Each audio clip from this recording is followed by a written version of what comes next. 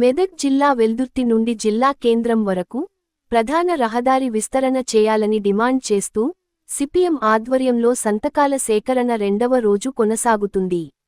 బుధవారం వెల్దుర్తి మండల కేంద్రంలో సిపిఎం నాయకులు, ప్రజలు మరియు ఆటో యూనియన్ నుండి సంతకాలు సేకరించారు. తెలంగాణ రాష్ట్ర వ్యాప్తంగా అన్ని మండల కేంద్రాల నుండి జిల్లా కేంద్రాలకు రోడ్లు వెడల్పు అయ్యాయని, వెల్దుర్తిలో మాత్రం రోడ్డు వెడల్పుకు నోచుకోవడం లేదని ఆవేదన వ్యక్తం చేశారు.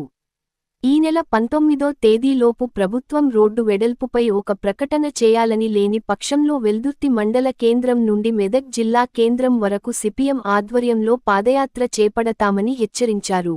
ఈ రూట్లో ప్రయాణం చేయాలంటే విద్యార్థులు గాని, వ్యాపారులు గాని, రోజువారీ వచ్చేటువంటి ఉద్యోగులు గాని అనేక మంది విపరీతమైనటువంటి ఇబ్బందులు ఎదుర్కొంటున్నటువంటి పరిస్థితి ఉన్నది. ప్రతి మండల కేంద్రం నుంచి జాతీయ రహదారులు గాని, ప్రధాన రహదారులు కలిపేటువంటి రోడ్లన్నీ మెదక్ జిల్లాలో డబుల్ రోడ్లుగా మారినాయి. తెలంగాణ రాష్ట్రం అంతా కూడా మారినాయి. కానీ ఒక వెల్దుర్తి నుంచి మెదక్ వెళ్ళేటువంటి రోడ్డు మాత్రము నేటి వరకు డబుల్ రోడ్డుగా మారలేదు, సింగిల్ రోడ్డుగా కొనసాగుతున్నది. ముఖ్యంగా వెల్దుర్తి మండల కేంద్రం నుంచి మెదకు ఒక జిల్లా కేంద్రానికి పోయేటువంటి రోడ్డు ఇంత అధ్వానంగా ఉండడము వెల్దుర్తి వెనుకబడతనానికి నిదర్శనం. మరి పాలకులు గాని, ఈ ప్రాంతం నుంచి గెలిచినటువంటి ప్రజాప్రతినిధులు గాని ఎవరు పట్టించుకునేటువంటి పరిస్థితి లేదు. నిన్న నుండి సిపిఎం పార్టీ ప్రజల దగ్గరికి వెళ్లి సంతకాల సేకరణ కార్యక్రమాన్ని ప్రారంభించింది. ఒకవేళ ప్రభుత్వం దిగొచ్చి వెంటనే ప్రకటనలు కనుక రానట్టయితే 19వ తేదీ నాడు వెల్దుర్తి నుంచి జిల్లా కలెక్టర్ కార్యాలయం వరకు సిపిఎం పార్టీ ఆధ్వర్యంలో పాదయాత్ర కార్యక్రమాన్ని కూడా చేపట్టబోతున్నాం.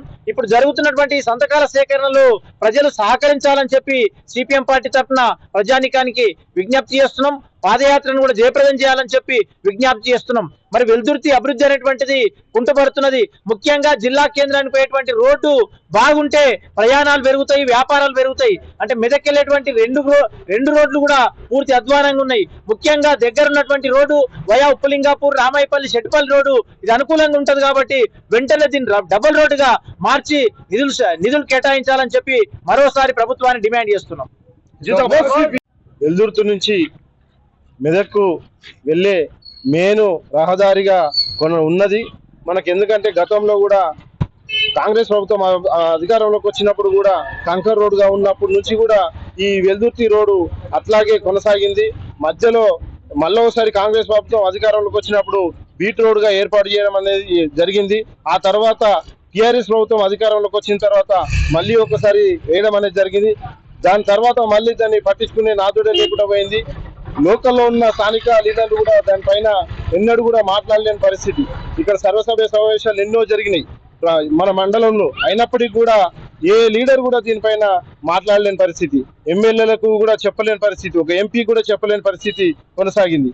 నేటికైనా ప్రభుత్వం దిగొచ్చి వెల్దుర్తి నుంచి మెదక్కు రహదారిని డబల్ రోడ్గా విస్తరణ చేయాలని చెప్పి మేము విజ్ఞప్తి చేస్తున్నాము.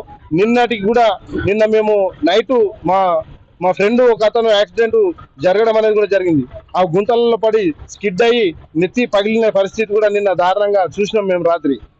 ఇప్పుడు హాస్పిటల్ హైదరాబాద్లో ఉన్నాడు అడ్మిట్ అయ్యి. అంటే ఈ రోడ్డు వల్ల ఈ గుంతలమయంలో పడి విపరీతమైన యాక్సిడెంట్లు జరుగుతున్నాయి. కాబట్టి తక్షణమే ప్రభుత్వం దీనికి సహకారం చేయాల్సిందే, ఈ రోడ్డును వెడల్పు చేయాల్సిందిగా విజ్ఞప్తి చేస్తా ఉన్నాం.